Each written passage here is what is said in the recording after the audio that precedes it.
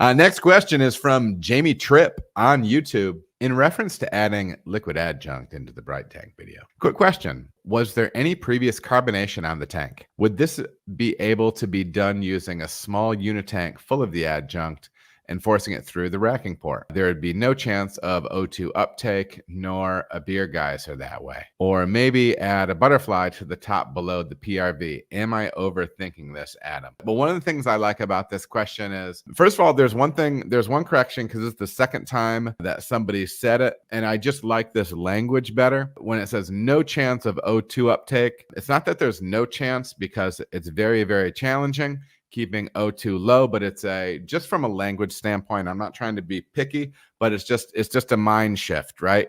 Because sometimes we feel as if certain practices are bulletproof. There's always some elbow room. So it helps to keep us respectful of the process. But it's not that there's no chance of O2 uptake, but appropriate practices will give us a better opportunity to have a low O2 transfer. So that's one way to think of it. But you're bringing up this notion of an adjunct tank, separate adjunct tank, which I love.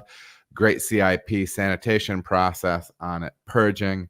Absolutely. You can put your adjunct in there like that. I think that's great. You also mentioned through that port in the top, if you were to have a valve, you would be able to open it with the valve there. So you take the PRV off of it, which would be between the valve and you. You could then open it up and then pour that in. And if something starts wanting to geyser, you could just close it. I think that's great as well. If you go back to the dry hopping video that I have on the YouTube channel, you should check it out. I have these big fat 4-inch ports, butterfly valves that go on the 4-inch dry hop port on top, the dry hop doser on top of that.